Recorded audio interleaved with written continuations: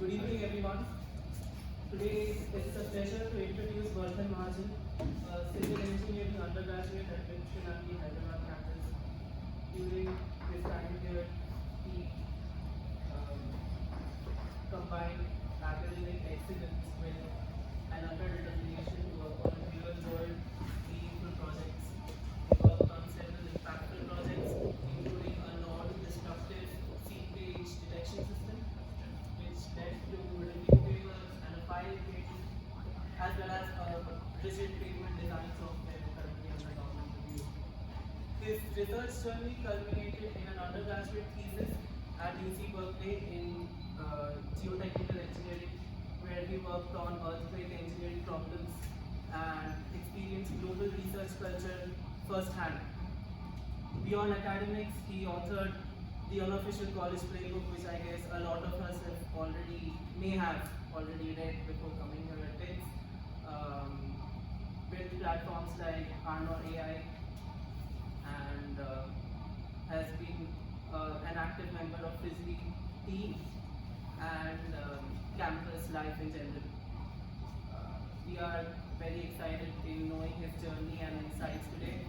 So please join me in welcoming him with a huge round of applause.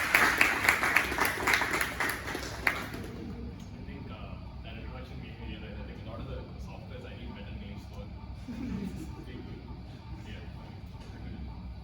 So, let's start with the first question. What do you make the civil engineering over the other branches? And when you arrive at this, did you feel a sense of fulfillment that you keep for what you really wanted? Looking back at your first year, what would you have done differently?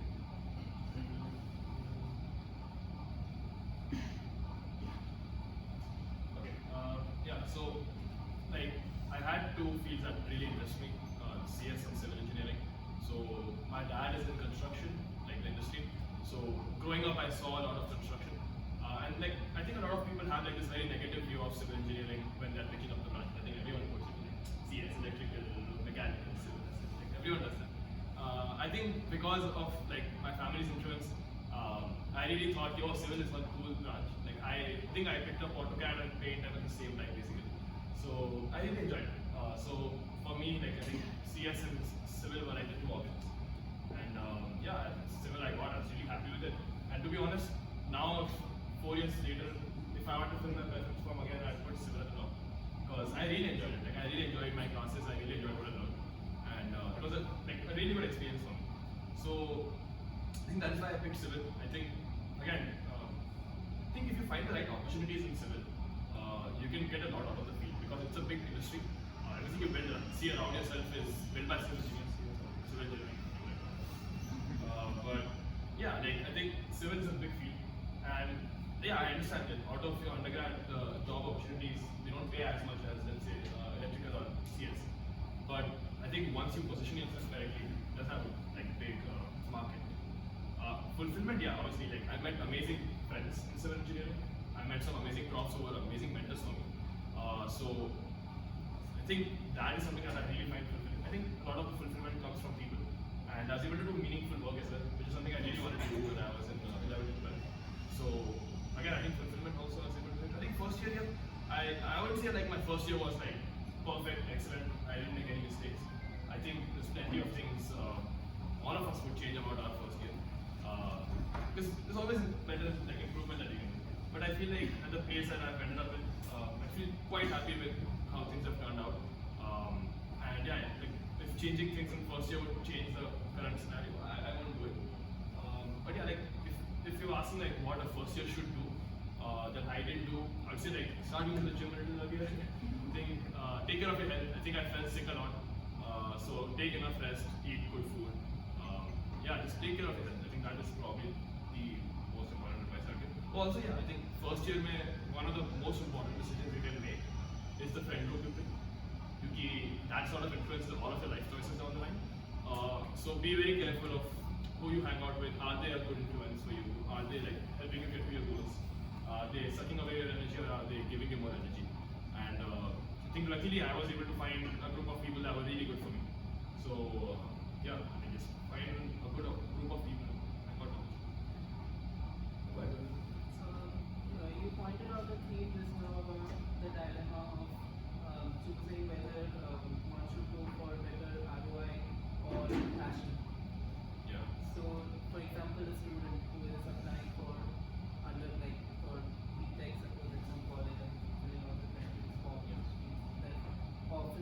find themselves at a crossroad where they have to choose whether they want to go towards what they're passionate about or which branch will give them better return in terms of monetary return. So how should a student face such dilemma? I feel like that is a very personal choice. So, see, if you're coming to BITS, you're paying like what, 30 lakhs, 40 lakhs now for your 4 or 5 year degree. I think for a lot of people, they want that ROI. And I think if you are looking for that ROI, and if you feel like that is a choice that you have to make, I'd say go for it. There's nothing wrong with it. I think there's too much judgment on people doing that. I think it's just, if you feel like you need an ROI, and also I think risk appetite is different for everyone. Like some people, they can take more risks. Some people, for them, this sum of money is a big amount of money to invest into education. Sort of, and like Peter Thiel says this thing where like, education is, your degree is sort of an insurance, right? So insurance should also return on your premium, right? So you're investing so much money, you should get money out of it. So, take it. Like it depends. If you want to get the placement out, if you want to make more money, starting out of college, that's okay. If you have the risk appetite and the position where you can sort of choose something that is not going to pay you as much initially, it's also fine. But I feel like it's a very personal choice, and I don't think I am someone who's going to give really good advice on that. Yeah. So next question is, tech clubs are often seen as a good gateway towards research opportunities. Were you a part of any one of other tech clubs, and did it help you for research or afterwards? See, so the only two things that I was like very interested in was SWD tech team and Frisbee. So yeah, I wasn't in any tech club. I wasn't in SIA as well actually. Like because all of my friends were in SIA, so I sort of knew what was happening, and like SIA is Civil Engineering Association back then. So I sort of knew what was happening there. I think some tech clubs do help you a lot. I think the best thing you can get from a tech club is not the work that you do itself. That's like a little biased opinion because I wasn't in one, but I feel that the people that you hang out with, and if you can find like 2-3 good people to work with, that is probably the best thing that you can get out of a tech club. So if you go to a tech club, my first thought if I was in first year would be, okay, where can I find the 2, 3, 4, 5 people who really want to work hard and make the most of their college life, and how can I align myself with them? And then that is probably like the highest ROI thing you can do. Also one more thing, someone told me that long shot, but let's say you're part of like something like IEEE or something like that. There is maybe an interview that you're giving. The interviewer is also in IEEE. There's like some bias that can happen there, but like those are long shots. So I would say people are the most important asset in any club, and if you can go and find the right people, I would do that. Also, I think a lot of you should figure out leverage in clubs. So what I'm saying is, if you're putting in 1 unit of energy, what are you getting out of it? Like, so different positions in different clubs and in different roles, you'll have different leverages that you get out of it. So I would really try and figure out where is the highest leverage position in whatever club I pick, and then go for that. So let's say you are really bad at public speaking, you're really like afraid of talking to people, right? So even though you feel like you might be interested in something else, maybe going to ESET and being one of the people who does the cold calling for them would be a good option for you, because that like sort of covers up a weakness in your skill set right now. So pick very specifically, and then once you think you got the return, just I'd say leave it and move on to like whatever you can do better now. That's probably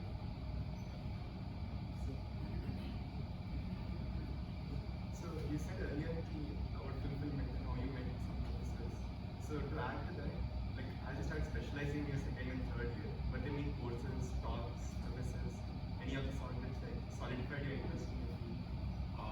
I think I was again pretty sold on civil engineering already, so I was heavily interested. I think the more courses I did, the more interested I got as well, because I think I just sort of I used to go to like almost all the classes by the way. Like even if I didn't sleep at night or like I had 2 hours of sleep, I'd just go to class. Going to class is like very good for you by the way, because I know 0% attendance, but it gives you a lot of structure in your day. So you will have your breakfast, you'll have your lunch, you'll have your snacks if you go to class. You'll meet people, you talk to profs. It does help a lot. So I think going to classes gave me even like a further more interest in civil engineering. Obviously, all the profs I worked with were really helpful. So Professor Akamitra is like my guide on campus. So he's someone I've worked with since my 2-1. also took EG for me in 1-2. So I sort of already knew him through that, and then every semester we have worked together. So that, and then Sridhar Rajan sir, who teaches transportation and like all of that, he's been a terrific mentor for me. He's Dixit sir, he helped me out with a bunch of things. Rajita ma'am was a PhD who helped me out with a lot of the lab work. So there's a bunch of mentors that you will find as you go. So profs helped me. I think I don't think any talks particularly influenced me, but I think the professors that you hang out with, sorry, not hang out with, but you talk to or you go to their classes, they will give you a lot of insight. And if you sort of maintain that relationship with them, you can basically, but they're not some crazy people. Like, you can talk to them. They're also handling some 218, 19-year-olds who are just coming into college. So a different experience for them as well. So go talk to them, go to office hours. Also, you can just walk into office. I would say ideally email them. You can just walk in as well. So you just talked about reaching out to professors and asking for guidance. How, like, what would you advise? How should a junior approach professors for mentorship or guidance? Okay. Reaching out to professors. See, I think you should find. So I was just telling both of them as well. Not every player is a good coach as well. Right? Not every great player is a great coach. So even if you see that their profile is really good, that does not automatically mean that they'll be a good professor guide for you. So like it should sort of there should be synergy between the way you want to work and they want to work with you. So some people really like a lot of direction and like a prof telling them exactly what to do. Then you should find a prof who sort of does it. I'll tell you how to find one like that. And then some people are like, okay, I just want the end goal and then I will figure out how to get there. So you should find a prof who does that for you, right? So that the only way you can understand is by talking to your seniors who have already worked with someone like that.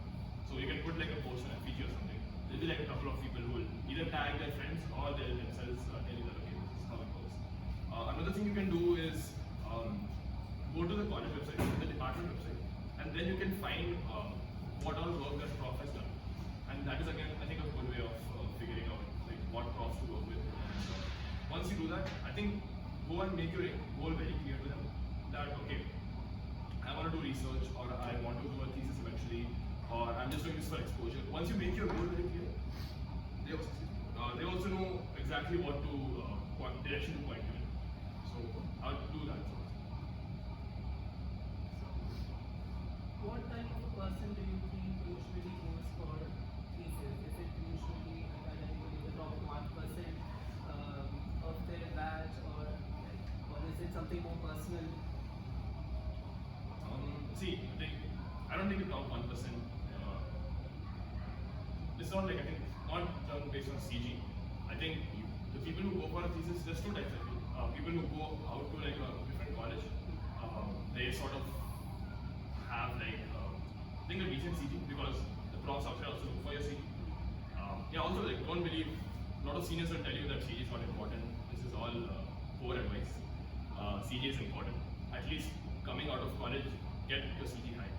Okay, it helps everywhere because people who are judging you, they basically want to take 30 seconds and judge you immediately like that. So even when you saw me coming and talking here, you didn't spend looking through my whole resume, my website, everything, right? You just saw, okay, this is his accolades, and then you're like, okay, he is worth like 1 hour of my time. So the people we are going to work with eventually, they will also judge you that quickly. So a high CV is like the first signal that they have. That's it. First impression. Like how sincere are you? How well can you complete tasks that are allotted to you? Essentially, is what they're trying to figure out. So yeah, see, just focus on your CV. Get it, like keep it decent. Like I want to keep it healthy, is what I would say. But yeah, so the kind of people who should do a thesis, in my opinion, is if you really want to go for a master's, it does help a lot because that just shows them. So think of it from their perspective. Like what does a prof who want to take you for a thesis want to understand? Are you someone who's really inclined towards research? Are you someone who has a past record of doing something? And then will you head in that direction after that, right? So if you have a past record, that is the strongest predictor of your future role, right? So if you do a thesis, that shows them that okay, he's serious about research. He's invested already 6 months into research. So maybe they're a good fit for him, right? So for me, I think those are the sort of people who would do a thesis. But again, even if you're inclined towards research, for some people again, PS gets you money as well. Right? Thesis you won't get any money. You will also lose money because you're paying that semester fee and and then you're paying out of pocket for all the stay and everything. So there's obviously a financial difference here. And if your CG is high where you're getting like a top college, you'll also get a very good PS station. So I would keep that in mind. Again, I know like you guys would probably want me to talk more about like pushing people into thesis, but like these are the like real decisions that people make in terms of it. What do you think, what quality in your profile led to your selection by your supervisor to receive work? See, I wanted to ask him this actually. Like the day before I left, I wanted to ask him this, but then some mishap happened and we couldn't meet. So even I'm questioning that. Like, what did he? Like, why? But I think it's probably like he was someone who I think really enjoyed mentoring students. He's like a very very good mentor. By the way, the professor I worked with, fantastic mentor, very good at guiding students, and very open to inviting students in.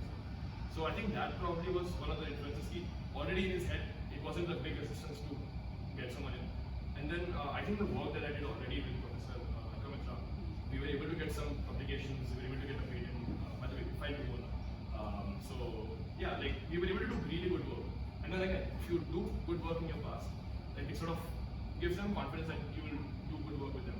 And when I went there, I did a lot of computational work as well.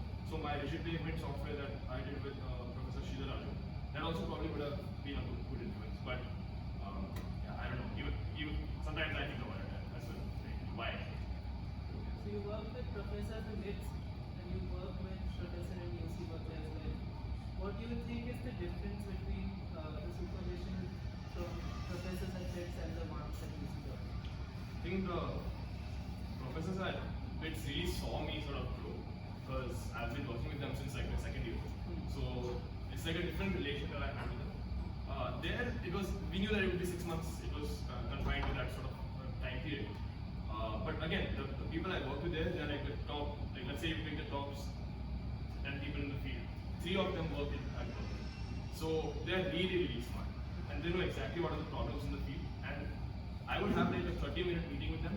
And I just felt like I got so much information and like so much clarity on the problems that I was facing. That, yeah, I just felt like there's obviously a difference when you're working with people who are the top of the field. And even when you work with professors at BITS, it's a big difference. Because professors at BITS also are doing really well. Like the selection process for profs here is very, very like stringent. Like you think your club inductions are hard, they go through a lot more. So they are good profs. You just have to figure out how to align your interests with their interests. So I wouldn't say that there's like a big difference in the way that like the opportunities that you can get, right? But obviously, like when you're working with the people who are the top few in the field, they're just terrific in what they do. And I feel like the research culture there is just, I think even for us now, sort of placements take the main, they're the highlight of the college. For them, if you do amazing research, that is very good for them as well. So even though placements also something that they do very often, I feel like research is looked upon more like, what is it? I don't know, like, More important. yeah, more importantly than like placements itself. But yeah, and that's probably the difference in the culture. But professor-wise, like I feel like I've had amazing professors here who have been amazing guys. And Professor Kane again, I thought he was a fantastic guy. So, while approaching your thesis, you cold-mailed done more than 350 cold-mails, right? Yeah. So, what was the strategy behind it, or would you change something if you would approach it right now? Oh, so yeah, 350 emails was horrible. Would not recommend anyone write those many emails. So basically, all of my winter vacations, I would get up in the morning, and before I would do anything, for 4 hours, I would just write email. So like for about 15-20 days, every single day, just email. Because the thing is, I kind of messed up my timeline. So you should ideally email around November-ish if you want to start your thesis in August, because that gives them enough time to process you administratively and to plan their future students as well. But I sort of decided on doing my thesis in December, and we already went to winter break. So I knew that they would also not be there. So I thought, okay, I have like 1 week of January after they come back to get my thesis sorted. So I thought I'll just write all the emails and then I'll send them. By the way, you can only schedule 100 mails on Gmail. I discovered this while I was doing this. So the rest were in drafts and then I just sent them like that. Yeah, so basically it's a lot of, I would say that the earlier you make a decision, the easier it is for you to move ahead, because then you can catch them earlier. Also, one big mistake was I wrote a lot of emails. So my approach, I'm very optimistic, like horribly optimistic. हो जाएगा, मतलब yeah, like I just see and do. So I started like thinking, okay, I'll apply to MIT, Imperial, Berkeley, all the colleges that are top in civil engineering. I was like, ठीक है, नहीं happening. Like if I write 500 emails, at least one prof will say yes. If not, I'm like, oh my god, I messed up something really bad. So I just started doing from top to bottom. And then the problem is, not all colleges also accept international students for a thesis in their department. So the right strategy is, you figure out whatever colleges you want to go to, and all of them have a department website. You go to that website, and then you send an email to the department manager. That will also be listed. So their whole job is figuring out the departmental administration. So they will reply to you. And one cool trick you can do is, let's say you want to get a bomb introduction, right? How do you manufacture a bomb introduction? Just email them saying, do you so this is my background, and I want to do a thesis at your college, right? So once you do that, then you tell them that you guys allow international students, because Imperial does not work with us because they have 3 semesters and we have 2, so the sync is doesn't work. And then Stanford doesn't take, at least in the civil department, international students for a thesis. And some people will just divert you towards a master's, right? So just talk to them and figure out if they allow it. And then when they say yes, be like, okay, this is my background. Which of the profs in your department will you recommend I work with? And once they say some prof, and they will probably CC you. If they don't CC the prof, you forward that email saying, I got this reference from the department office. That is how you sort of manufacture a bomb introduction as well. So that works everywhere, right? It's not only for this. Like whenever you want a bomb introduction in a place where you feel like there's not a bomb introduction for you, find who is the administrative person in that sort of department, email them, and then use their reference as your gateway. Oh yeah, so that is what I would change. Don't send 350 emails. It's not required. Very taxing, very annoying. And so I was thinking I would make them very personalized. So I would read through their profile, I would read through their like summaries of their research papers. And so like one of the profs, he did ultimate with me. So I put like a photo of our team with the like second place nationals, and then I circled my face and I was like, this is me. So I was like, I was trying to figure out, okay, how do I make the email like very specific to the prof. So again, too much work, but sometimes it pays off, right? So I think if you do it correctly, 50, 60 mails should get you an acceptance. Also the problem is, the reason you send a large volume of mails is not all profs that want to take you in can take you in. Sometimes the department won't have enough space for you. They already are maxing out students that they're mentoring. And if someone's mentoring 50 students, you don't want to be the 51st. You won't get anything, right? So you want to work with someone who has enough time for you. And so yeah, that is why the volume of emails is important. Now also people who are applying, they have to send a lot of emails because so you will get a lot of emails saying no, and then saying yes, your profile is good, but I can't take it, which feels disheartening. But you're like, you know what, my work is fine, like, so don't feel so bad. So that is why volume of emails is important. And that is how I would approach it. Right, just talk to the department and then go in. Okay, so the project span civil engineering, AI, and also social media presence digitized. How did you think about exploring so many fields which are more overlapped with your role discipline development? And also, how would you advise students, juniors, to make this thesis? I would say don't do a lot of very random things. When I was in 11th and 12th, I wanted to work on a lot of projects, and my parents were like, no, you should study and you should get your JE and this thing sorted. Which is fair advice. I'm not saying they're wrong, but I didn't want to do that. So when I was coming into college, I was thinking, I will do a lot of projects, I'll do this, that, and this thing. I still remember when my parents came to drop me off, we were near Chipotle, we were taking that ride towards Krishna, and I told them that my maximum CG will be 7, I will do other stuff, and you guys don't have any like say now, I will do whatever I want. So I just enjoy working on a lot of projects, and then also I just found people who are interested in working on them as well. So all of those projects that you listed, I worked with fantastic people on those, right? So none of those were done alone. And when you work with amazing people, it's like they also work hard, you also work hard, then you're more motivated, then you both are like, oh, we'll do something amazing. And then you keep getting that sort of perpetual energy. So I think that is how it sort of started. And then I just wandered into whatever I found interesting. I was like, oh, AI is doing well, then we'll go into that. And then I want to always do something with social media for a long time. Write that. Civil engineering I always found fascinating. I was like, what are the problems I can solve in the world? And again, like two things are very important for me. Like having fun. Like I feel like if you're not having fun, what is the point? Like if you're suffering, like, don't why?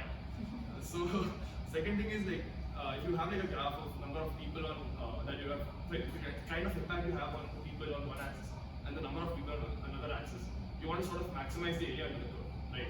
So I always thought of that. Okay, how can I have the maximum area under the curve? So all those projects, if you think about it, I always thought, okay, that plot and then do that. So that is probably the reason I did so many things. I wouldn't say that is the best strategy, but specialization like pays you a lot more typically. But also there's this book called Range by David Epstein.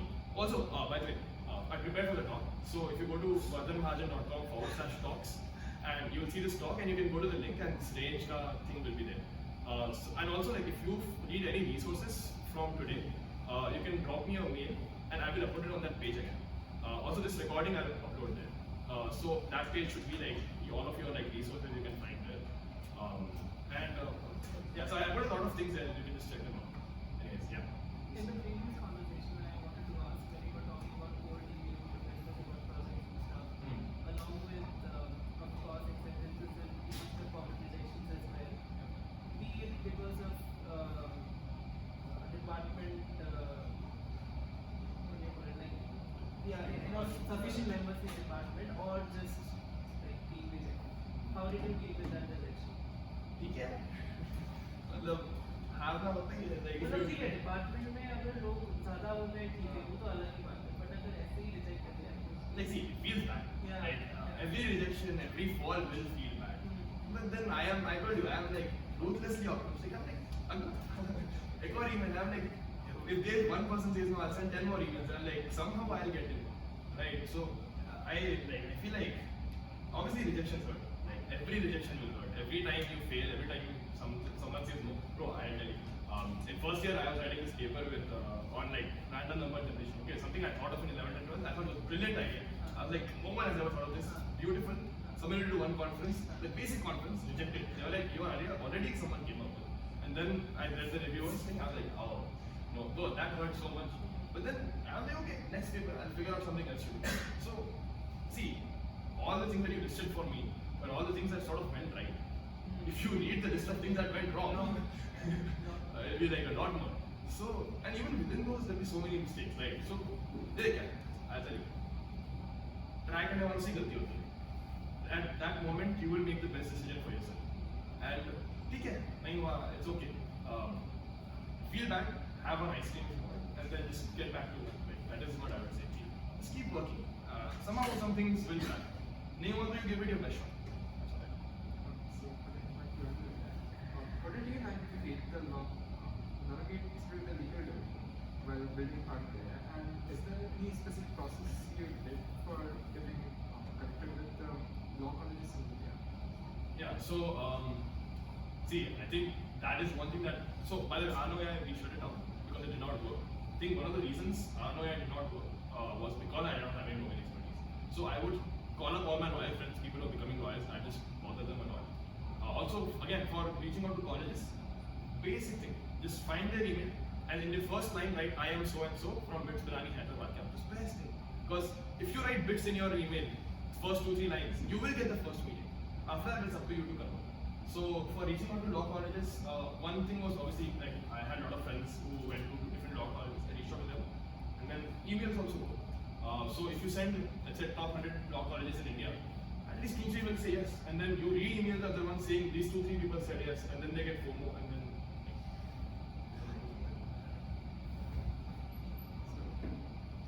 Like my friend introduced, you have a lot, quite expensive setup achievements. You maintain like the CV, you spend 20 hours on basically multiple projects. So how are you able to manage all of these? How would you advise like a junior or anyone younger to strive to do so many tasks? See, like again, I think it just comes down to putting in the number of hours. Like you have to put in the hours. Like there's no way you can do, like I think you can do 3 things well on campus if you put in a good amount of hours. So you can do accounts, maybe one club or sports, and then one more thing that you do. So I think three things you can, that is realistic. I think. So if you just put in the hours, it is possible. I think you have to also manage your time. So for me, frisbee became not only like my way to stay fit, also like my socialization, and then also like whenever work got very heavy or like it was too hectic, I knew that I had those 2-3 hours that I would just turn off my brain and like just enjoy. Right? So you like that was also my decompression. Right? You need something to do to decompress, something that like really helps you turn off your brain. Right? Because if you're constantly at it, you will burn out. So do something that like sort of does that. And then everything, if you think about it, like I was talking about leverage, right? So I was constantly thinking of high leverage activities. So let's say the races that I did, right? I got 9 credits of courses through that because I did SOP, DOP, LOP. So that got covered. Then I was able to work with a good prof, and that sort of also led me to the thesis from there. Got 2 papers out of that, 3 patents now, and then got 1 company out of it. I met like amazing people. I was able to go to conferences and network, travel a bit as well. So that one input gets you so many outputs. So think about like what are all the activities that can do that for you, and then do those sort of things. Don't do things that are just like 1:1 kind of ratio. So I would say like those things are very helpful in managing time. But then again, you have to be like, these are all second level things. First level is, are you putting in enough hours? Are you hardworking? Are you sincere? Are you like actually dedicated and like keeping all distractions away? So in the book, the unofficial college playbook, that's also on the website. I linked it there. Just get the PDF. There's like a whole section of okay, how do you calendar? How do you like? I was ruthlessly calendarizing. Like my most used apps were like my to-do list app and my calendar because I would just constantly open them and put a task in. So also one more thing is, oh yeah, this is very important. Become highly reliable. Okay, whenever you're working with someone, they should know that if this person gets like if I give this person some work, they will get it done.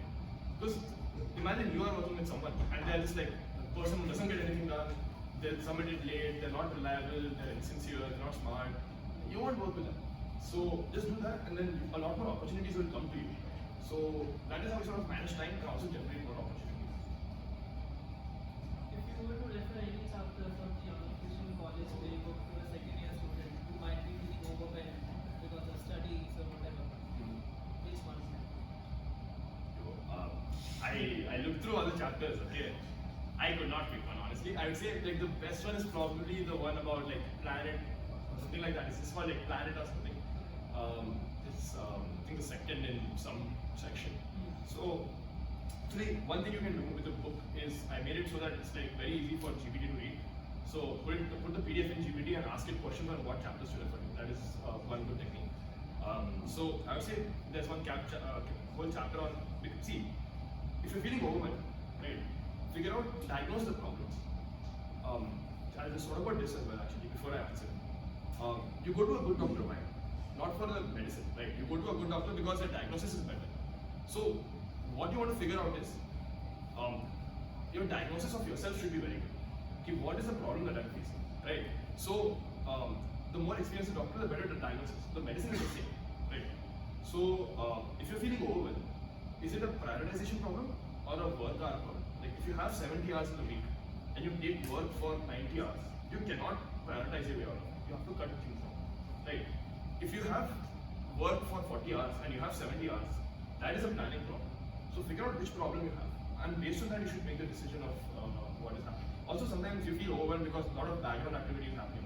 Like your friend groups might be not sorted out, or you might feel some like other things going on in your life. I would say sort those out first, only then you can work properly.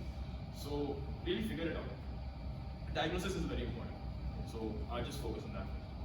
You also wrote about the snowball effect, small efforts compounding over time.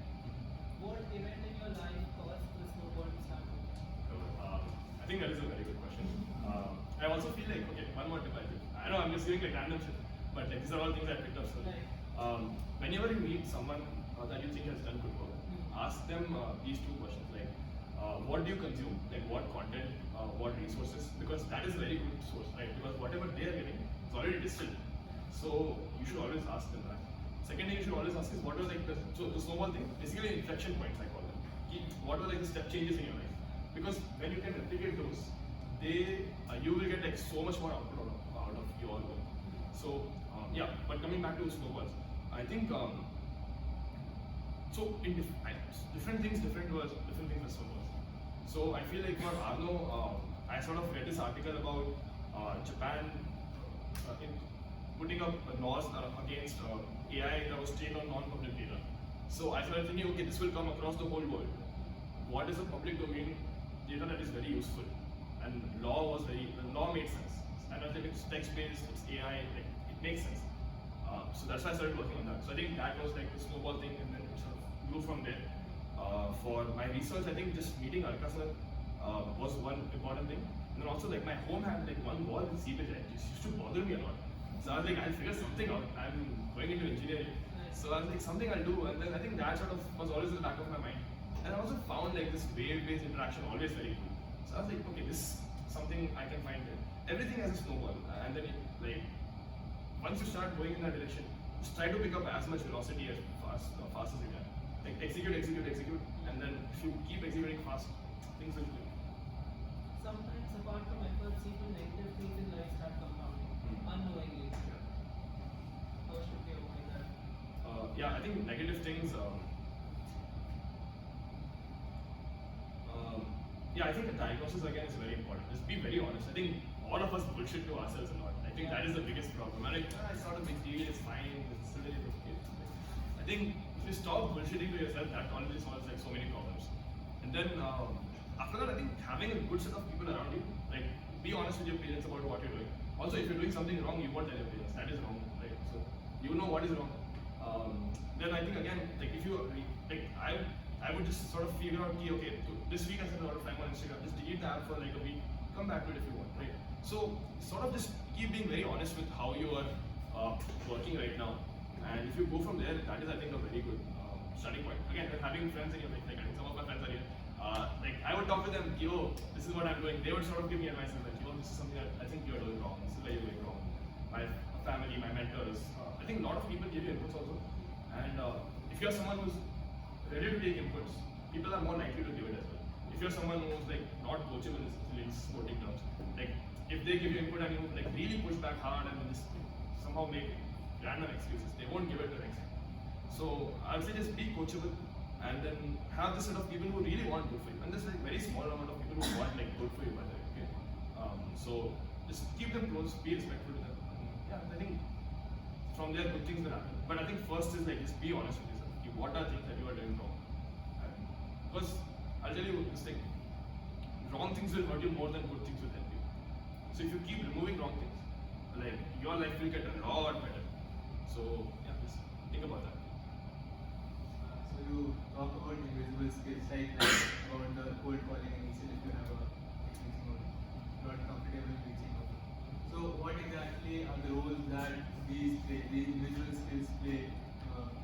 In pieces or in general in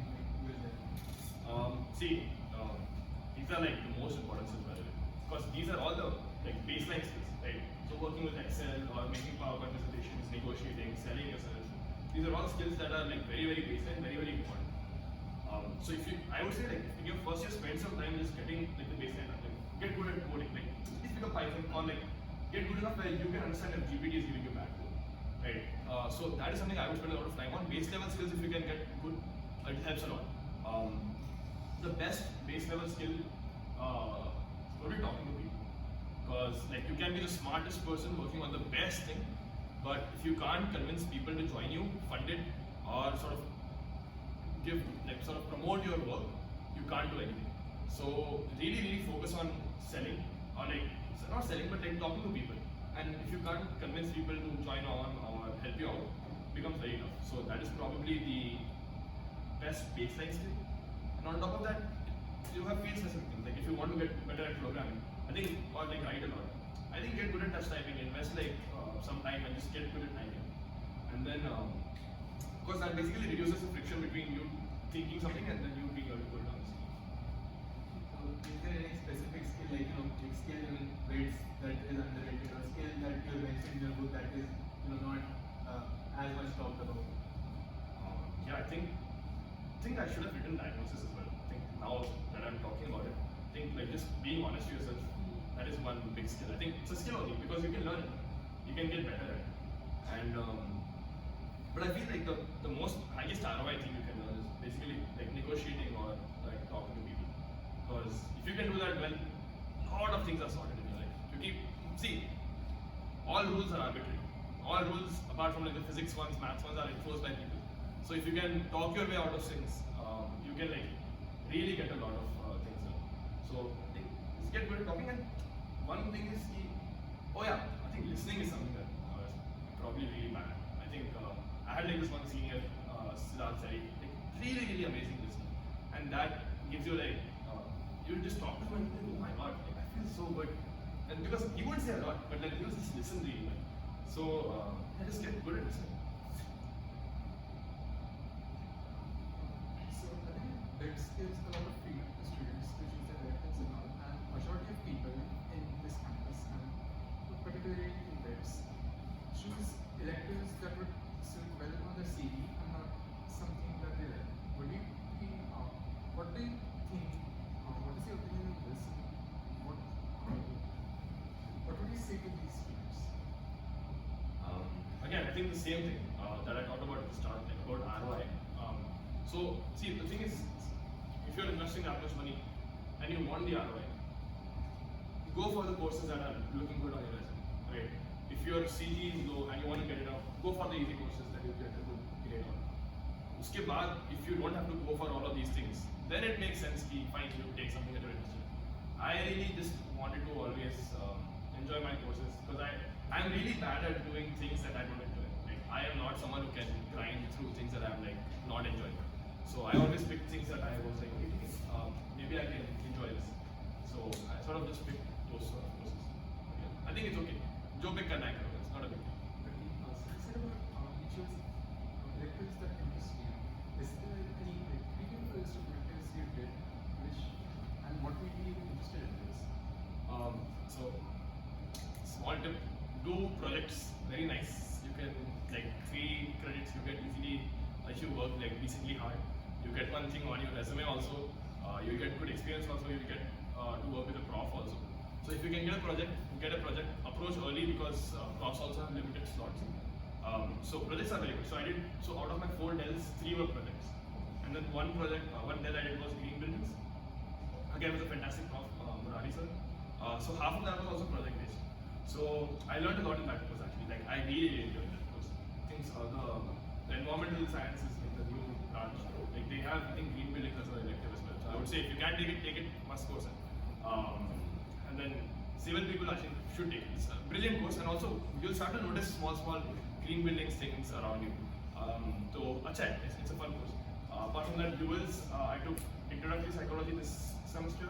I took social psychology in my 3-2, and I took mass media something in 3-2 again.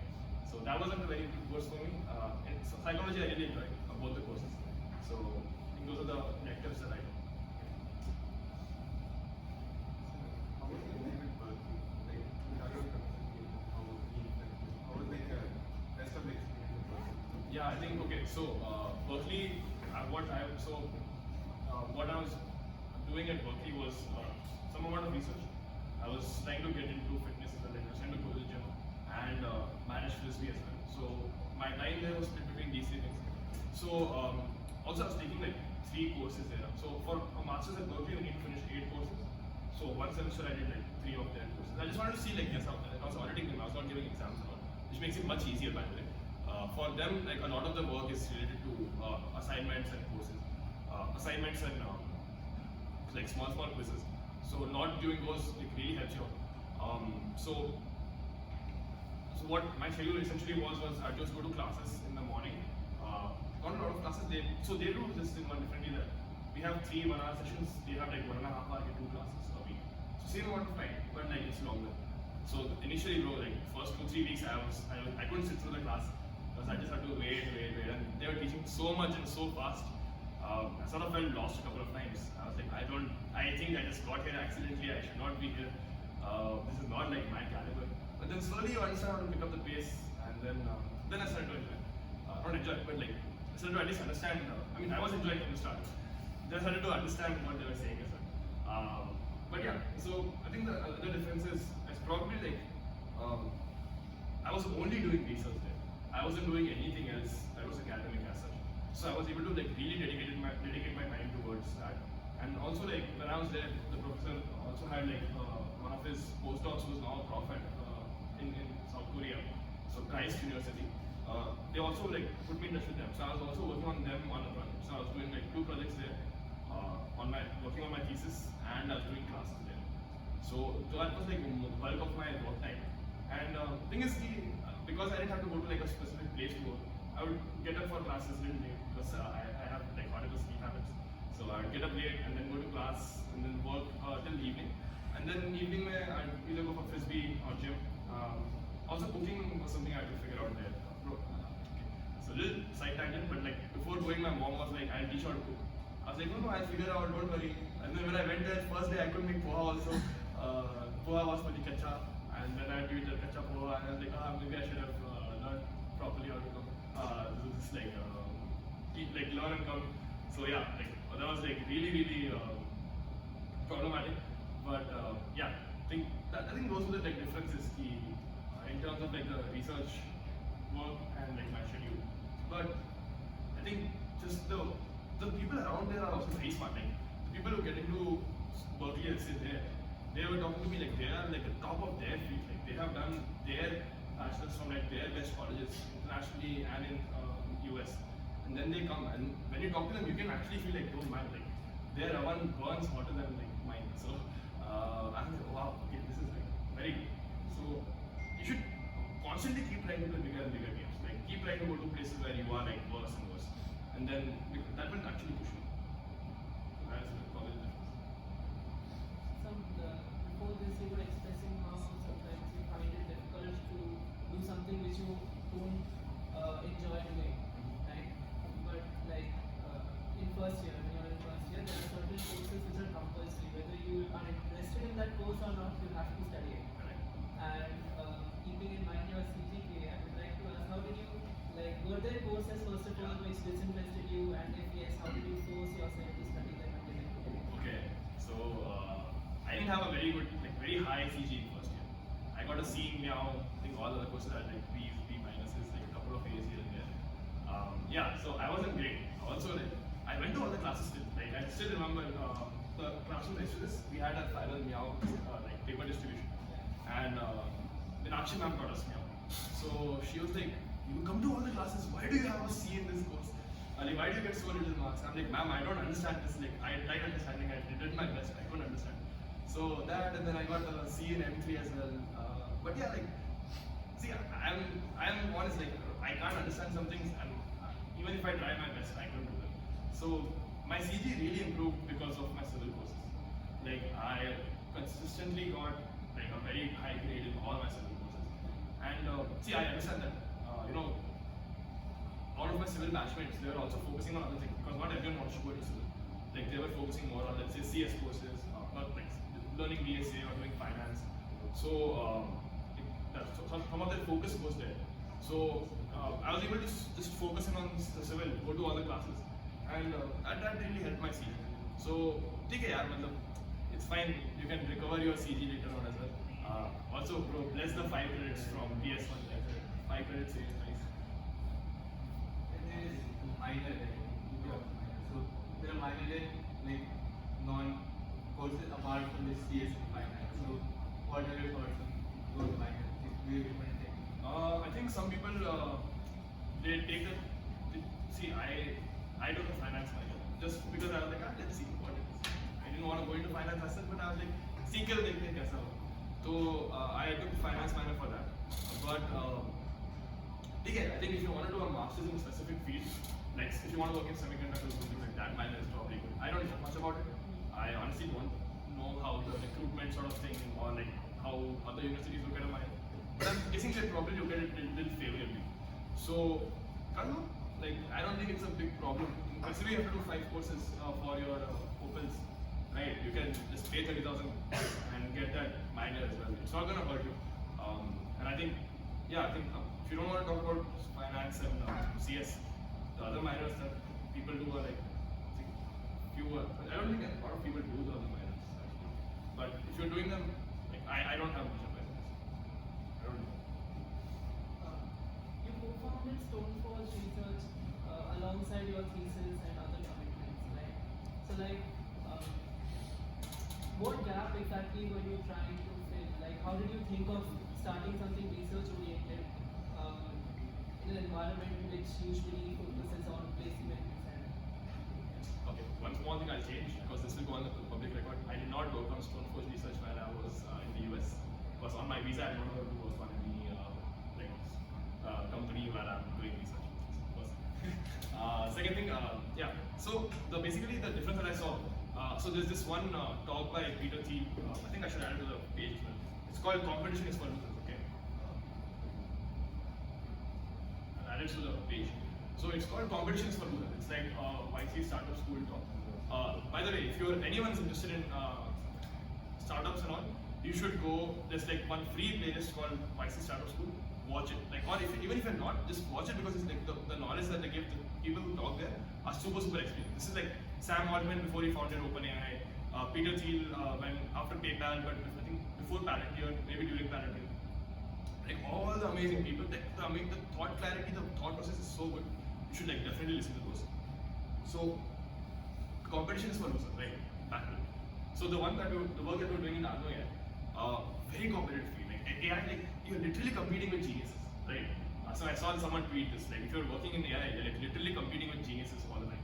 So I was like, I don't want to do this now. It's too much competition. And the problem with the competitive field is the profits always dwindle down to zero. So I did not want to work more on that. And we sort of saw, okay, all the sales are very hard to do. And then Stoneforge, our thinking was, okay, I sort of have this edge of civil. Not a lot of people want to do deep tech civil.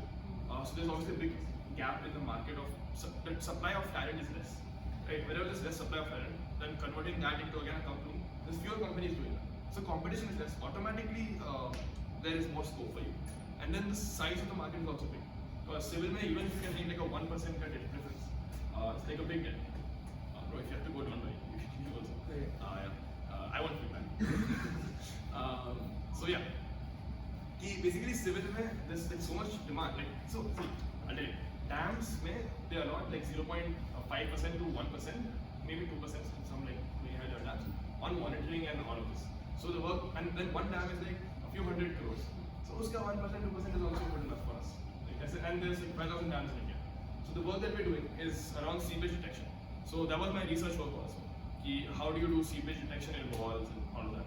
So what we're going to do there is seepage is where we're starting. We'll work then into like transportation engineering because I did work there, and then we'll work in like satellite imaging for civil like purposes and all that. We'll just go into multiple domains, and then we'll not only sell in India, we'll sell abroad as well. So that is sort of the vision for Stoneforge: is do like really difficult civil engineering tasks that are software based or electronics based, and that is sort of the goal that we are working with right now. Another startup was your Arno AI. Yeah. So what do you think like went wrong there? So was there not enough space in the market there, or like there was a knowledge gap? Like would a course in which would help about or help you in the would it help Arno AI succeed?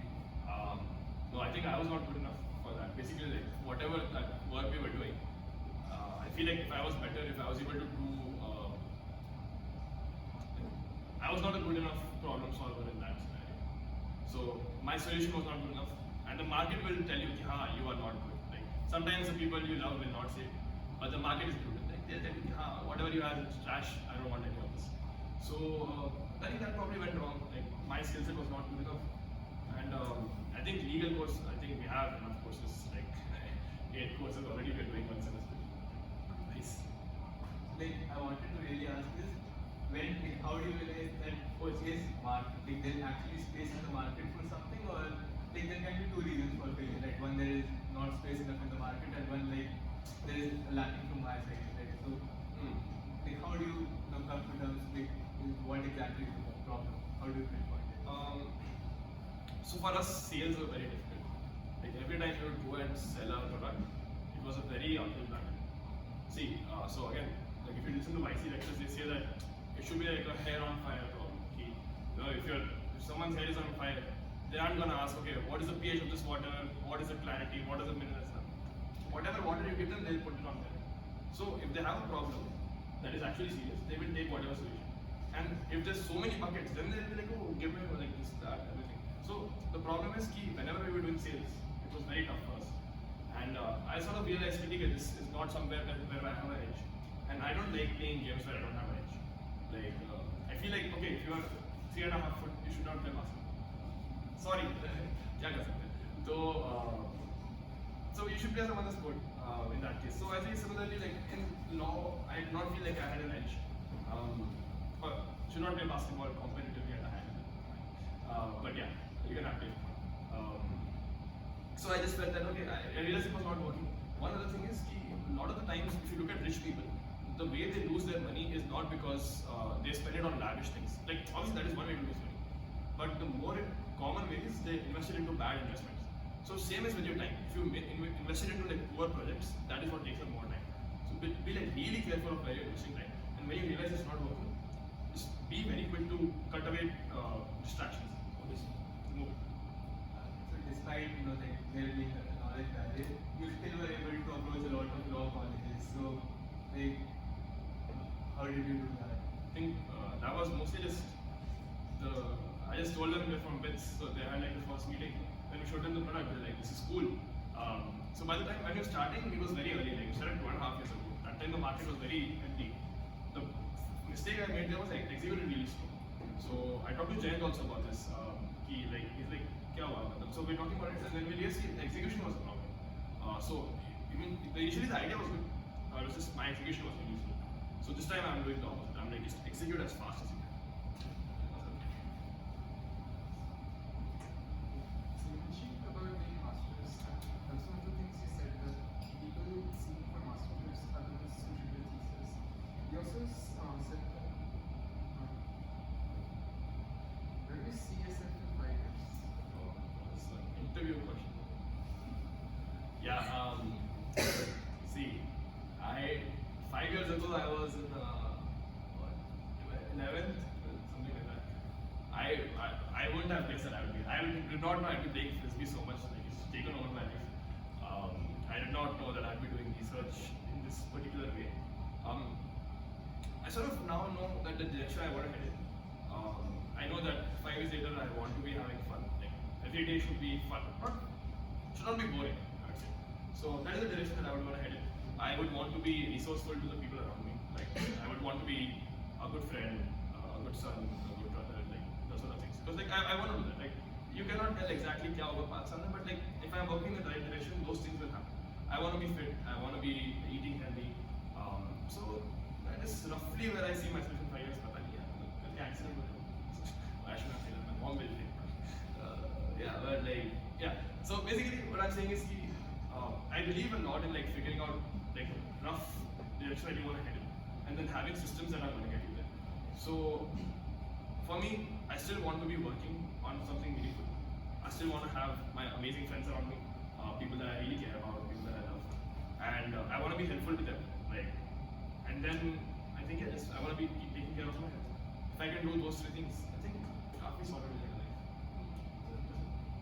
Going a few years back, you founded the management club, right? Yeah. So what were your like, how did you come to like, let's say found it, and what are where did your like, paths align? Oh, so basically, so I was talking to Swati ma'am. I was asking her about all this management. Like I was, so I don't know. I was doing the non-tech part because last time the one before that I was doing all the technical things, and both of us were doing like I was working on only the technical part. So I was like if you make something good enough, people will come. Never works. You have to go and sell. So I was like this time I'll do selling also. So I was trying to learn how to do all this like non-technical management sort of level stuff.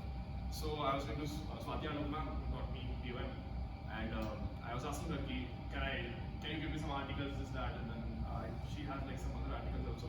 So I was reading all of that, and then one of my friends told me, why don't you, like, if you're doing this, just make it like a club, discuss it with people, at least some people will benefit from it. And then I was like, you know what, that's a good idea. And then I sort of just continued from there. You know, some sessions, it's like empty, like it's 2-3 people sitting. Bro, I remember once no one was again. I just did one recording and went off. But so see, for me, I was gonna learn all that stuff either way. It was just like I had to just invest 3-4 more hours every week into making a PPT and then sort of doing the whole session around it. So I was like, okay, it's not a bad investment. I like so I grew up on the internet. Okay, so internet पे it's like a cycle. कि when you are learning things, you are the sort of person who is taking away from the internet. And now I want, like now that I've learned a few things, I want to be putting those on the internet.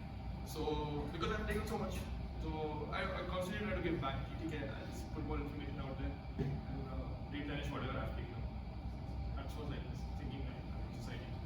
At the end of the day, you founded multiple diverse startups and a college society. So how did all these shape the evolution of your leadership style?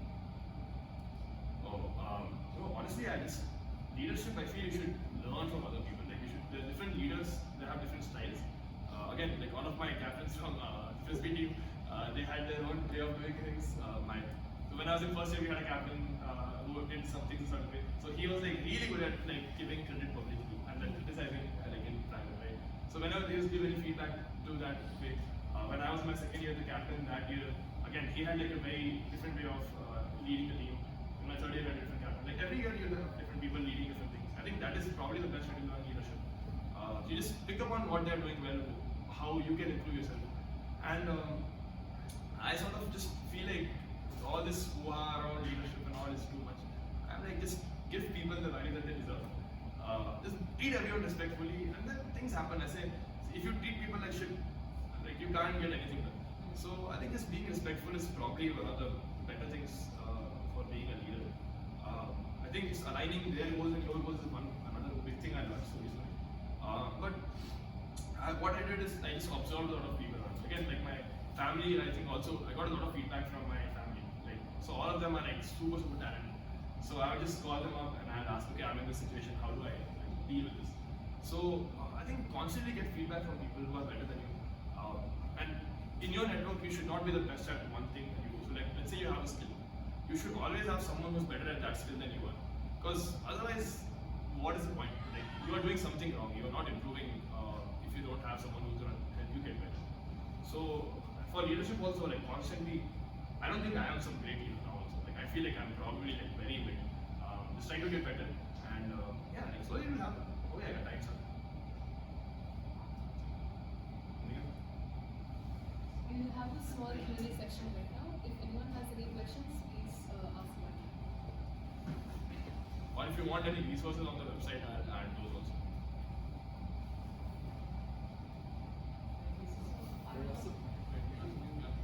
For people interested in a thesis in like core field like civil or mechanical or chemical, what are some like key things that they need to do before they before they reach the fourth year, fifth year, or whatever the time they So plan to do? start working early.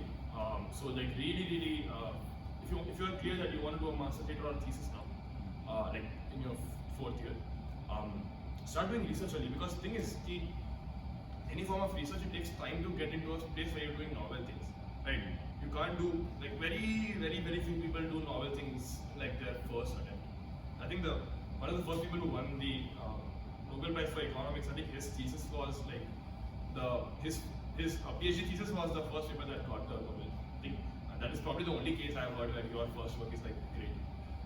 So I would say if you want to do thesis later on, start early, start working on research papers early. Like get your conference papers in. एक तो हो जाते conference papers if you start in like your second year or first year end. Approach profs early. Try to do something meaningful. I think those are probably the things that I would say. And keep your CG high, because it really helps with your thesis and masters later on. Because the college is well solved from thesis, your CG as well. So those are the only things I would say. And then one thing, don't take Sunday off. You don't do some corporate work. Okay, take work every day. See, if people are working 5 days a week and you're working 7 days a week, in 1 year you are 100 days ahead of them. And then in 4 years, you're essentially like 400 days ahead. So you have like more than a year on all of your peers, which is a big difference. So yeah, just work every day. Not particularly as a third question, but how do you think this movement in your life will be? हम यहाँ fun करना है. Oh yeah, so the story behind that is, so हम यहाँ fun करना है is like my motto in life. I put it everywhere. I love it because one of my cousins, not cousins, like my cousin's child, we went to like some restaurant and we were asking him, "Yo, are you enjoying it?" He's like, "Ah, hum to yahan fun karne aaye hain." So I really like that because I'm like, oh, that is what your life should be. Whatever you do, it should be like, "Ah, hum yahan fun karne aaye hain." So whenever I like get up, or like not get up, but like whenever I have like some time to think, I'm like, am I having fun?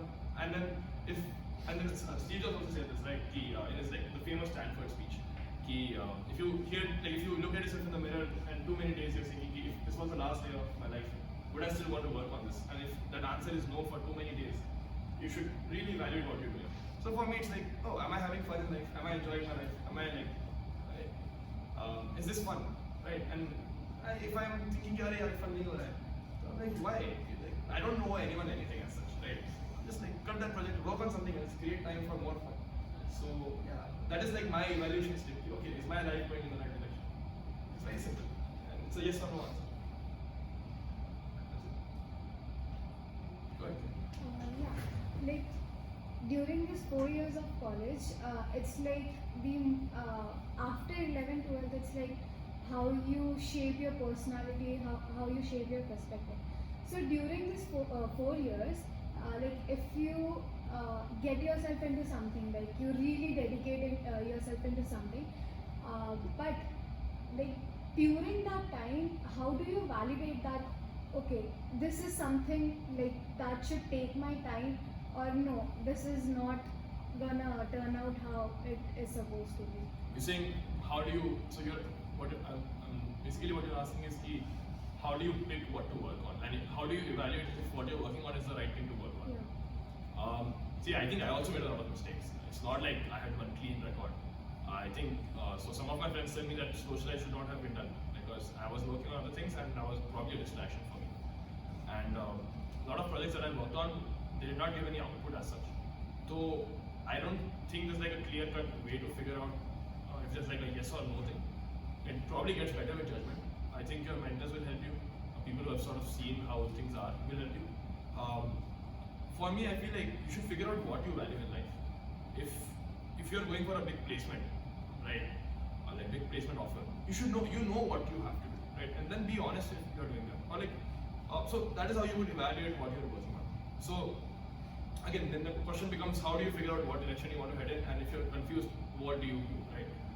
I would say you sort of know what are good habits. Okay, like even though socialize did not work out, I learned how to do app dev from that. I was able to publish on both the platforms, and I learned that skill. So now I know, okay, I can do it. So okay, if you're doing good work, it's not going to go to waste. But yeah, galti hoti hai. Like if you try, you will make mistakes, and it's not like, so the reason I really push for people to do a lot of things in college is worst case scenario, like absolute worst case scenario.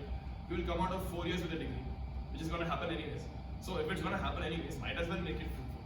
So yeah, that's what I would say. The way you pick projects is just like figure out what you value.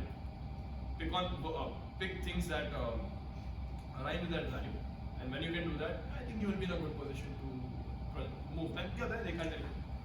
If you get stuck in this dilemma, a lot of people know they'll figure out, okay, I will do this over the next 4 years. You don't need to do that. Just start and then figure out if that is the correct direction to head in.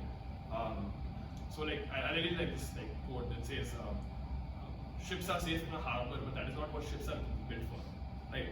So just go out and you will figure out how you want to play things. And once you start like moving in a direction, you will figure out if it is the right thing for you. And then be really honest and be very good at cutting things. That is more important if you are very good at picking things.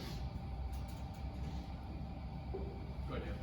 When you were working on the first paper, Yeah. what was actually saying what challenges did you face, and when you were doing a paper, what qualities did you put out something novel there? Because like if you look at the skills, obviously there are 1,000 people who are better at coding than you, or 1,000 people are better at something.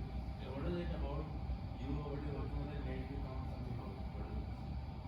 So the papers that I did already published, the conference papers, they were like review papers. So they were not like anything very novel, right? But the one that you're writing on right now, that is novel. So I think the challenges that I faced, the first part of your question, I did not know how much time goes into a research paper, honestly. I thought it was like some simple like paper write off, like what people are crying so much about it. But no, it's tough. It takes a lot of time. The prior art research takes a lot of time because you have to read through a bunch of things. And I kind of, after some time it becomes boring also. And then once things get boring, I find it very difficult to focus on them. So that was one challenge. I think writing in the right language, academic language, is a little difficult for me. I think with GPT it will help now. But then my prof really helped me out with that. So I think those were basically the challenges that I faced. I really like the work I was doing. And then I think if you do your prior art research really well, you can figure out if the work that you're doing is novel or not. So I think those sort of things. And I think one very interesting thing you can do, you can say, you told me, okay, fine, you're probably like not top 1000 in programming and not top 1000 in whatever programming. But if you combine 3-4 skills, and if you become like even if you're 10,000 in all of those, the intersection of that is very small. So I always try to work on the intersection of fields, because that is where like there's very scarcity of talent. And if you can sort of get good at both things, so it's easy to get to 90th percentile on 2 things than it is to become 1 percentile on like 1 thing. At least that is for me. So I really try to leverage that and then really work at the intersection of fields. That is my approach towards things. At the intersection you will find a lot of novel work. But yeah. What would you, like now that you've done all that you've done, what do you believe would have been the ideal timeline for you to accomplish all the things that you've done? Okay, that's a what do I find? Wait, no Wi-Fi. Let me think. Ideal timeline. Yeah, you just give me your phone. I put my phone away. Can you open Chrome on this? So I have like a page on my website where it's like, it's not public, but it just lists all the things I've done for myself.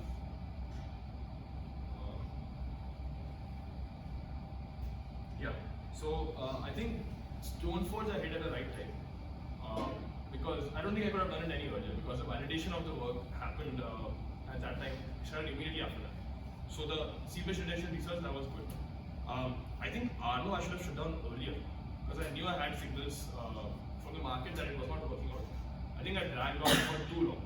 So I think once you get a signal that it's not going to work out, you should be very honest with yourself. Thing is, there's always sunk cost fallacy. That if you put time into it, you are like, oh, I should stick to it, or maybe I can make it work. But that I should not have sort of stuck to. I think Socialite should have been a first year project actually, because I had time in first year and also had the idea and everything in first year. Also skill set, so that could have been done. The rigid pavement design software was, I think, correct time. Like I learned the skill set in the course of our pavement design, and then immediately after that I built it, so that was fine. C-based detection also I started at the right time. I think I approached the first prof in 1-2, but then they told me to sort of go away. They're like, you're too early, come back and later on. So I just approached again in 2-1. So that was, I think, good time. So management society again, I think that was decent. Like I did it in my second and third year. So that was fine. Tech team, obviously, you don't have a choice much in that. I think mostly things went according to a good timeline. I think the only thing I would say is I should have been more ruthless in cutting out distractions earlier. But yeah, I think starting early really helps you out, because you have more time for the work to compound. So I would just focus a little bit more on that. Yeah. But yeah. Actually, like just you said, how starting early is very important. As a second year student, I many times feel that I haven't done anything much in life until now. I even do not know what I am like. Do I want to go into research or corporate? What advice or suggestion would you give so that I may know if I want to go into research, what should I do right now? So I think first thing in that sort of scenario I would say is recognize that everyone around you has the same thought. Okay, it's not that you are only lost. I think everyone is lost, and throughout all years, like even I feel a little lost honestly. Like, what is my next step? I don't know exactly. So I think first of all, when you recognize that, you feel more comfortable. Okay, fine, I can figure it out. I think again,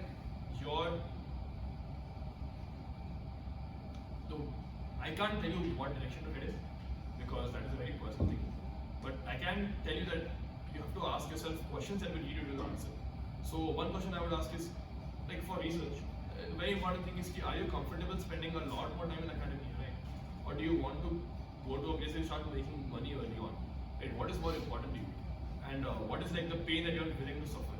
Like there's different sort of pains that come with everything. So your willingness to suffer for something is sort of what will help you make the decision. If you're confused, if you want to do research or not, you can sort of get a flavor of it by doing a few projects. If you don't like it, switch. It's not like you'll be very late. Also, second year, you have enough time. The book ka last chapter, no, it's about like someone in fourth year who felt like they're behind. So just read a little bit about that. But I feel like you always have time. You can always put in the effort. See, if you can study for a compre in one night, you can do a lot in a week. So हो जाता है, effort डालो हो जाता है. I have a bunch of questions. Go for it. I'll write it down. Okay. Given all the stuff that you did your first, second, and third year, firstly, why did you choose to go for a thesis instead of going for a practice program or something like that? Secondly, the thesis that you went to, was it funded or was it not funded by the institute? Any partial funding, anything of that sort? Thirdly, this is more so for advice for people in, I'm third year in this, so people in my year, and hopefully not the next couple of years. Is that because of Trump and world politics and everything like that? The resistance to visiting researchers has generally gotten more. Yeah. And funding is a really hard thing, especially now, more so than villages, and most programs for research and that kind of stuff is no more. So, what exactly, do you still think that thesis is an option that is worth it? Was it worth it for you? And what advice would you give regarding that? Okay. Anything else? Yeah. Okay. Three things. Right. So why did I go for a thesis? I didn't want to work in corporate. I think I was not studying for placements. So I did not see like a point in going for PS. I always wanted to. I told my parents very early on that I wanted to experience like research outside, like abroad, and I wanted to go to a top college always. Like even in my bachelor's, I wanted to sort of apply to like colleges outside, but like it was too early. I think. So those are the reasons. Like placements के लिए बैठना ही नहीं है. So the corporate experience is not gonna like really help me out there. I knew the thesis would be like a good experience for me. I knew I liked research. I wanted to experience the culture. So all of those sort of things aligned in towards thesis. Funding, I didn't get any funding, right? But that is going to be the case mostly, right? Very, very rare that you get funding in the US. Europe, where you get funding sometimes, more times than US. US, may very, very tough. Also, if you put your restriction of funding, the complexity or the percentage of you getting a thesis chance was way down. Because essentially the prof, so at Berkeley they give you 2,000 minimum, like that is the college standard. So now the prof has to find $10,000 extra for an undergrad student, right? Which doesn't make as much sense for them. So funding is very tough. I self-funded it. And you think, is this funding worth it? Is self-funding it worth it? If you want to go for a master's, same college might help a lot. Because what they can do is they can give you a scholarship in your master's. So that cost is going to be a lot more than what you invest into doing a thesis. But that is a big gamble.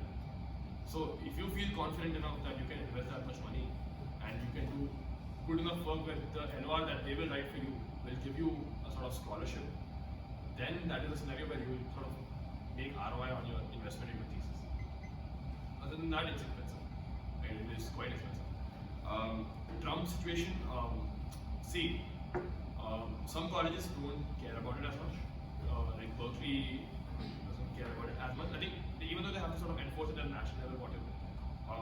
Again, I don't know a lot about politics. I like really hard avoid it because I don't like it, so I don't know much about it. But based on what I've heard from my friends, very few people are applying. Like much fewer people are applying to US this year than they were applying in the past couple of years. The trend is down. I think even if you look at the stats, the number of people going to the US is going down. So that is probably the effect. Because the certainty is less, so again it becomes like an uncertain thing. That is probably my opinion. Funding, don't expect in the US. Like you have to be ready to spend the money there. But What programs do we need to have our eye on for remote research opportunities? oh, remote research, that is good.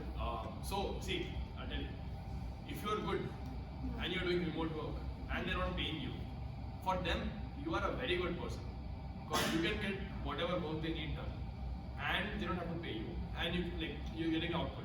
So remote research where there's no funding is much easier for them. Like the resistance is lower. So if you just want, just email professors and ask them. That is probably a good strategy. And a lot of the people in our senior years have done that. So one of the seniors from FISB team, he did a bunch of, like I think a portion of his thesis online. He was at NUS. So I think section of it was online in India. So you can do that. That is a very good option. I wanted to go, that's why I went. I think I could have accomplished similar level of research, probably online as well. But the immersive experience is different. So and there are programs also that provide funding and all. Yeah. So, like, do you know any such programs? Because we miss those programs. correct. So I was a attendant on a bunch of them actually. So there was this senior called Dhruv from FISB team again. He's very senior. He went to Cambridge for his masters. So Cambridge or Oxford, one of those. So he told me about like this one exchange program they had in Canada. That was there. A lot of these people they fund like the government funds it. So I know only a couple of them. I don't know too many honestly. So what I'll do is I'll go through my chats and I'll put those things on the website as well. So you can just find them there. Maybe by tomorrow night they'll be up. If they're not, drop me a message or like an email. Yeah.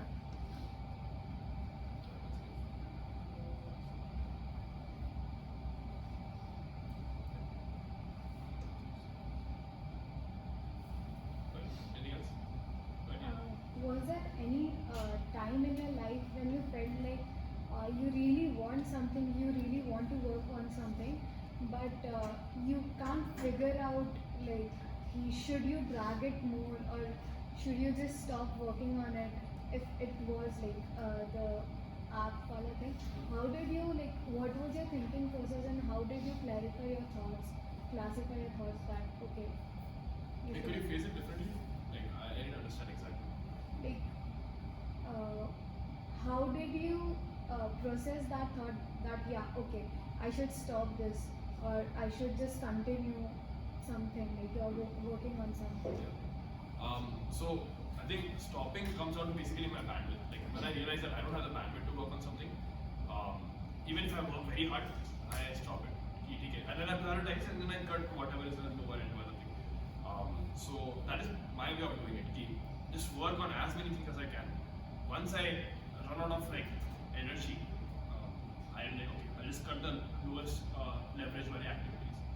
So that is the way I make the decision. Is that what you're sort of asking? Yeah. Yeah. So that is what I would say. Just figure out what are going to be low output, cut them, work on the higher output things. So you should focus your energy on what will give you the best ROI. And what if that there's something on your higher preferences and you really don't know if the output is gonna be in your favor or not? So how do you keep yourself going at that moment? So I am again very optimistic. So I just take the biggest leaps. If you want to think about it, you can do the expected value on a thing. If there's a 10% chance, but there's 100x output, it's 10x return, right? So you can do that sort of thing in your head, mental math. Okay, there's a good chance that this will work or a bad chance that this will work, but it will take up so much time. So I would you can basically success rate input is what I would think about. There's something called multi-decision criteria. MCDN is called, I think. MCDM. Multi-criteria decision matrix. Okay. So what you can do is you put whatever you have.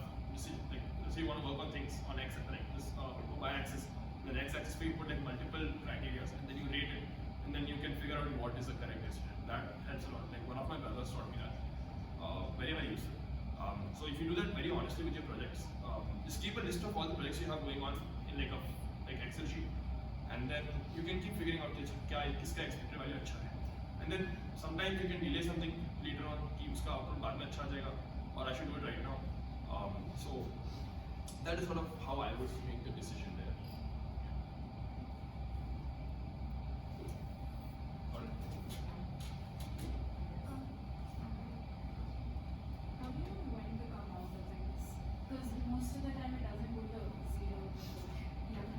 yeah, I think the same thing. Like as soon as I can't work on it and I feel like it's not outputting, I just cut it and I work on better output on things. Like that is probably the way I would think about it. Okay? Once I don't have the bandwidth, then you really have to cut down on things that are not going to give you output. So also people tell you, like if you have honest people around you, they'll tell you, yeah, it's not working out. You should not work on this. What sort of content do you do? Yeah. Okay. Perfect. That was like a hint for you guys. So again, my reading list is on the website as well. So again, I think it's called /reading where. But I think a lot of podcasts because we work a lot on campus. So instead of music, listen to a lot of podcasts. So with different phases and different things. When I was learning about health podcasts, a lot of business podcasts, because I just enjoy that. And what happens is sometimes you won't have the friend group for everything, right? So if your friends are not going to talk to you about something, you can find these people who are doing podcasts. They'll talk about it and it's like sort of hanging out with them only. Only like that. You don't talk to them, like listen to them, and you can. It's like a nice experience. They are talking about it, and you sort of just like a fly on the wall, listening to their conversation. So a lot of podcasts. I think really good blogs are also listed on the website that I do. Right there. I'm really like average at reading, so I don't like it. So I can listen to things very fast. So for me, podcasts and YouTube videos are like 3x or like more are like my way of consuming content. So mostly whenever I'm stuck that kind of content, also like I use MIT OpenCourseWare, edX, all of these things for like specific knowledge. And then what you can do now is I sort of ask GPT what is the best source. Then I go to a source material and then I read from there. Textbooks are also very good, honestly. Like sometimes a lot of us try to like, figure out from articles. If you can find a textbook that is going to be a good source of our answer, like one child. Perplexity can give you good answers. So go to the source and find the answer. That is my way of doing it. You keep a track of the content because I feel like right now we're just bombarded by content from everywhere. Yeah. So how do you? So, delete Instagram. Don't use YouTube Shorts. Those are bad for you. I feel like probably like 10, 20 years down the line, it'll be like someone like I heard it somewhere, but I feel like they'll be like the new cigarettes, right? They are killing me for sure. And I think so. Every few decades, there's like one skill that sort of makes you the most money or like gives you the most success. At one point, it was like speaking English, programming, finance. I think probably my reading on our decade is like focus. If you can focus, that is the most like rare commodity right now. So I don't think I should call it a commodity, but like a rare skill. So just skill those things, and for keeping track, I think I just consume very few things that are like random. I think a lot of my content is just like whatever problem I'm facing at the moment, sort of consume it based on that. But keeping track, I don't keep track of a lot of things like that. Do you have any advice on how to get better at talking to people, how to make lasting impressions, especially when you have very little time? I think there's like a lot of good TED Talks on that. Also, just observe how people talk. And there's like books on it as well. I think there's one book called Story World that is like really good for learning how to tell stories well. I feel like I'm pretty bad at telling stories, so I'm also trying to get better at that. I think there's this like one rule in when you're writing for any shows that every page should have one or two jokes, just to like keep the audience engaged. And there's like different ways of doing it. But I think a lot of it also is like just fake your confidence, pushing your time. Most people are faking it. Is that what you mentioned in the storyteller's secret? I don't know. It's just I heard of it. I still haven't read it myself. It's just called Story Worthy. It's like a blue cover with a yellow sort of this thing, like a cloud, word cloud. I think is a book. But some people. So basically, what I do is I listen to all these podcasts, and whatever books and references they talk about, I read those. So if you want like a very crash course sort of thing in this, you can. So there's a book called Tools of Titans in our library also.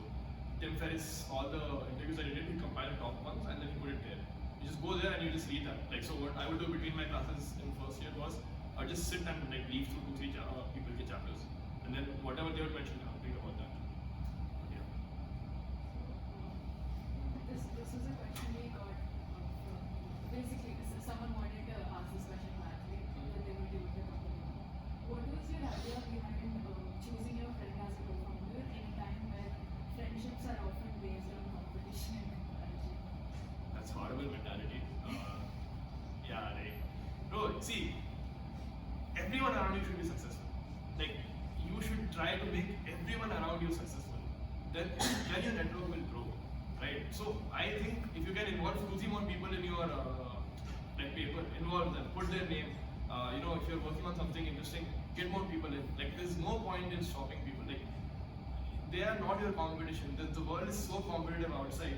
Once you realize that, like, and the thing is, when you are nice to other people, they'll also be nice to you. So you will also get invited to things, and you're also like, see, if you're a snake, no one will want to play with you, right? If you're a good person to work with, people will want to work with you, and you will get good opportunities. And the thing is, okay, even if your skill is like 7 on 10, but your integrity is 10 on 10, people would prefer you over someone who has like skill 10 on 10 but integrity 5, right? Because they don't know when he's gonna backfire. Right? So just be very high integrity, make everyone around you successful, right? There's no point in hiding secrets. There's no point in like hiding tactics or doing just waste. Like, it's absolute. I mean, I know what you're saying is not that. You're saying why do you like sort of work with this, like your friend when people are competitive? And what I would say is there's two decisions that are very important. Like what you work on and who you work with. And if you don't like the people you work with, there's no point in working with them.